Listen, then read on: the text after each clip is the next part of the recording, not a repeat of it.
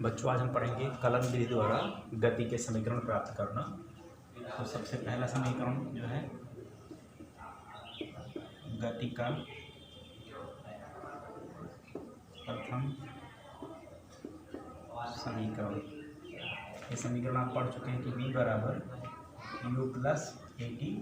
इसमें देखिए ये क्या है, नियतांक है, नियत त्वरण है, ये प्रारंभिक वेग है और ये क्या है, अंतिम वेग है और समय t पर। ठीक है, तो हमें ये जो है कलन विधि द्वारा इसे प्राप्त करना है। ठीक है,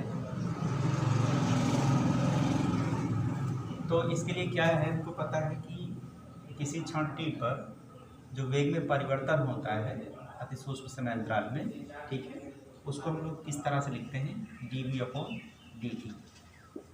dv अपॉन dt, ये dv अपॉन dt आप पढ़ चुके हैं, क्या होता है, त्वरण होता है। ठीक है बच्चों, अब यहाँ से अगर आप dv लिखें तो dv बराबर लिख सकते हैं a इंटू dt, इसी समीकरण से a इंटू dt। ठीक है, अब क्या है कि जब टाइम जीरो है तो उस समय क्या है, उसका जो प्रारंभिक वेग है, ठीक है, प्रारंभिक वेग क्या है, u है। जब टाइम जीरो था तो प्रारंभिक वेग क्या है इस समीकरण में, u है, और जब टाइम t हो गया तो उसका अंतिम वेग क्या हो गया, बढ़ करके v हो गया। ठीक है, तो हम क्या करेंगे, इसके दोनों पक्षों का समाकलन कर देंगे। दोनों पक्षों का समाकलन करने पर, समाकलन के लिए क्या है, ये दोनों पक्षों का समाकलन कर दिया हमने, दोनों पक्षों का a इंटू dt। ठीक है, अब जब टाइम जीरो है, टाइम कितना है, जीरो है, तो प्रारंभिक वेग क्या था इसका, u था। जब टाइम t हो गया तो इसका वेग कितना हो गया, बढ़ करके v हो गया। तो टाइम जीरो पर वेग क्या था, u था, और टाइम t पर वेग कितना हो गया, v हो गया। ठीक है, इसका हमने समाकलन कर लिया। ठीक, अब जो dv है इसका समाकलन क्या होता है, v होता है। dv का समाकलन क्या होता है, v होता है, और इसकी लिमिट है, ये अपर लोअर लिमिट और ये क्या है, अपर लिमिट है। अब इसमें क्या है, ये नियतांक है तो नियतांक बाहर हो जाएगा, तो dt, ठीक है, जीरो से कितना टाइम था, t टाइम था, तो ये dt का इंटीग्रेशन क्या होगा, t आ जाएगा। जब dt का इंटीग्रेशन करेंगे t आ जाएगा। जैसे मैंने आपसे बोला था कि अगर ये x है, dx है, तो इसका इंटीग्रेशन x होता है, ऐसे जब dt होगा तो इसका इंटीग्रेशन क्या होगा, t होगा। टोटल टाइम t होगा ना, जोड़ेंगे। ठीक है, dx जोड़ करके x मिलेगा, तो dt जोड़ करके t मिलेगा। ठीक है, इसी तरह से अगर dv हो तो जोड़ने के बाद क्या मिल जाएगा, आपको वेग मिल जाएगा। ठीक, तो इसकी लोअर लिमिट ये है और इसकी ये क्या है, अपर लिमिट है। अब इसे आप हल करेंगे तो upper limit minus lower limit, upper limit में क्या है v, तो यहाँ पर लिखा जाएगा v, और यहाँ पर देखिए लोअर लिमिट में क्या है u, तो इसके स्थान पर लिखेंगे u माइनस करके। ठीक है, और ये एक कांस्टेंट है, यहाँ पर देखिए अपर लिमिट में क्या है t, और लोअर लिमिट में क्या है, जीरो। तो इस तरह से हमारा हो गया v माइनस यू बराबर क्या हो गया, a इंटू टी, और यह आप लिख सकते हो v बराबर u plus a into T. ये जो है गति का समीकरण है, प्रथम वाला। ठीक बच्चों, ये प्रथम समीकरण है। अब इसके बाद हम लोग द्वितीय समीकरण पढ़ लेते हैं।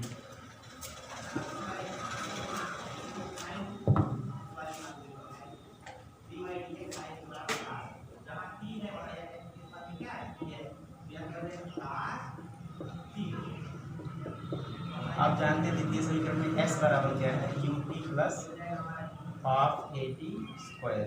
ठीक है, s बराबर ut plus half at square.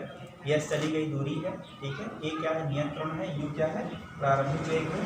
ठीक है, तो आप इसमें जो है जब टाइम जीरो है तो चली गई दूरी भी क्या है, जीरो है।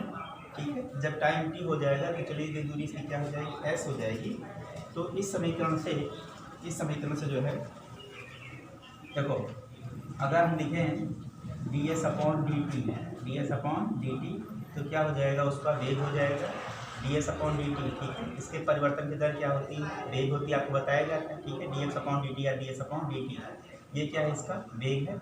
तो यहाँ से इसी समीकरण से जो वेग हमको मिल रहा है ds अपॉन dt, इसमें से आप ds बराबर क्या लिख सकते हो, v इंटू dt लिख सकते हो, v इंटू dt। ठीक है, तो ds बराबर हो गया v इंटू dt। अगर आप चाहें गति के प्रथम समीकरण से इसका मान रख सकते हो, आप लोग किसका, v का मान रख सकते हो। v का मान आया u प्लस at। ठीक है, तो प्रथम समीकरण से अगर इसका मान रखोगे ये हो जाएगा u प्लस ए टी और ये बाहर क्या हो जाएगा डी टी। गति के प्रथम समीकरण से मान रख दिया, ठीक है। अब आप चाहे तो ऐसे भी लिख सकते हो अंदर ला करके u into D T plus A T into D T हो जाएगा, ठीक है। अब क्या कर देते हैं, दोनों पक्षों का समाकलन कर देंगे। क्या करेंगे, दोनों पक्षों का समाकलन करने पर, इसमें याद रहे बच्चों, जब हमारा टाइम जीरो है तो दूरी भी क्या है, जीरो है, ठीक है। और जब टाइम टी हो जाता है तो दूरी कितनी हो जाती है, एस हो जाती है। तो इस नाते इसका जब समाकलन करेंगे तो दोनों पक्षों का करेंगे you into D T plus A T into D T. अब यहाँ पर देखिए, जब टाइम जीरो है, टाइम क्या है, जीरो है, तो दूरी भी कितनी है, जीरो है। जब टाइम टी हो गई तो दूरी कितनी हो गई, एस हो गई, ठीक है बच्चों। दूरी क्या हो गई, एस हो गई। बनाए कि जब तो यहाँ पर देखिए, अब इसी का जब इंटीग्रेशन करें, डी एस का इंटीग्रेशन करेंगे तो यस हो जाएगा। ये क्या हो जाएगा, यस। ये जीरो से क्या हो जाएगा, एस लोअर अपर लिमिट। और ये क्या है, प्रारंभिक वेग है, तो ये नियत था, इसको हमने क्या कर लिया, बाहर। प्रारंभिक वेग यू तो नियत ही था, तो नियत चीज़ें समाकलन से बाहर हो जाएंगी और डी टी का समाकलन क्या हो जाएगा, टी हो जाएगा। और प्लस ए भी यहाँ पे नियत है, उसको भी समाकलन से बाहर करेंगे, ठीक है। तो ये हो जाएगा आपका क्या, टी इंटू डी टी, और टी की घात एक है, ठीक है।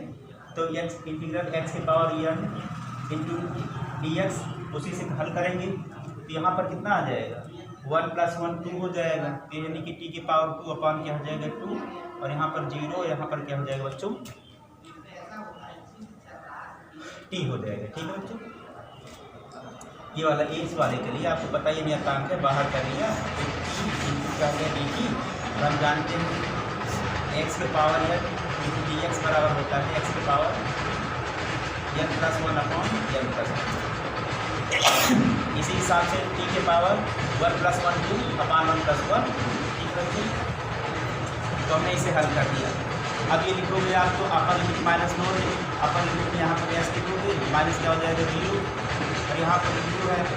यहाँ पर आप क्या लिखेंगे, यहाँ पर इसके स्थान पर टी और यहाँ पर 0। फिर यहाँ पर ये टी स्क्वायर अपॉन 2, यहाँ पर लिखोगे क्या, इसके स्थान पर ये लिखेंगे ये अपॉन 2 माइनस। ये आप देख रहे हैं बच्चों क्या है, ये 0 है, तो ये 0 हो जाएगा, ठीक है।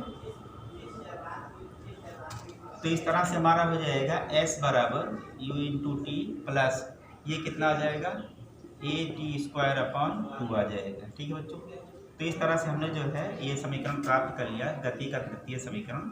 s बराबर कितना आ गया, u T plus half A T square, ठीक है। तो ये हमारा हो गया द्वितीय समीकरण। अब हम बात करते हैं गति के तीसरे समीकरण की, ठीक बच्चों।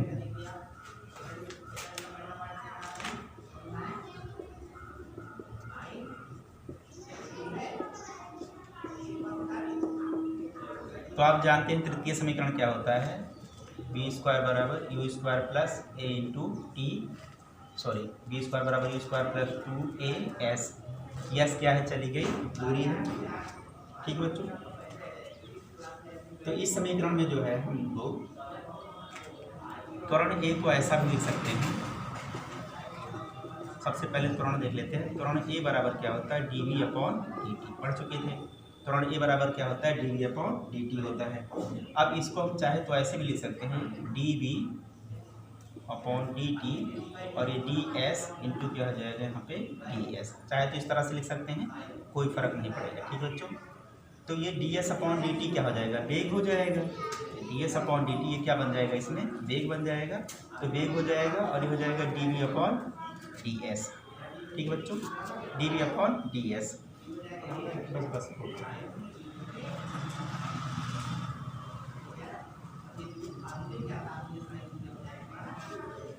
अब यहाँ से आप लिख सकते हैं ए इंटू डी एस बराबर बी इंटू डी बी, आप लिख सकते हैं, ठीक है बच्चों। अब इसमें भी क्या करना है, दोनों पक्षों का समाकलन करना है।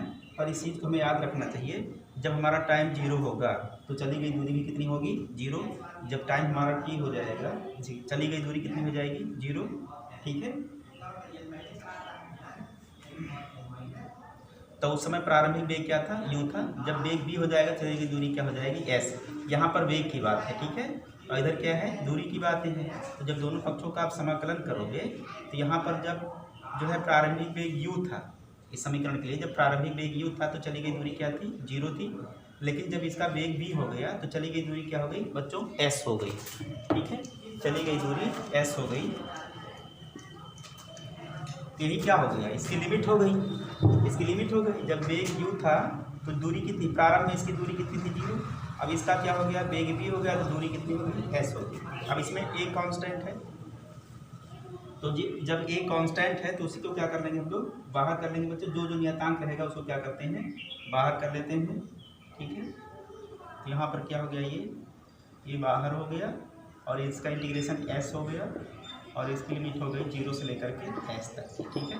और यहाँ पर ये b जो है, जब आप इसको हल करेंगे b dv तो वही फार्मूला लग जाएगा, इंटीग्रल s के पावर m इंटू dx, ठीक है।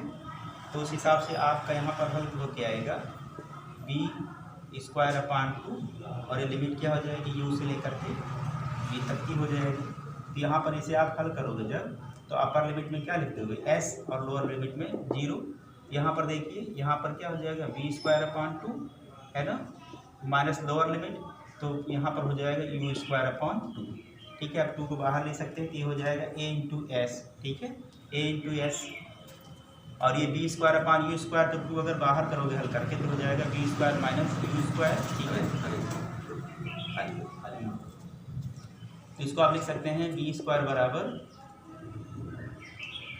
a² प्लस 2as, ठीक है बच्चों। ये गति का समीकरण हो गया, तीनों डिराइव हो गया आपका। तो इस तरह से कलन विधि से हम लोग गति के समीकरण को प्राप्त कर सकते हैं बच्चों। आज की वीडियो में इतना ही, धन्यवाद।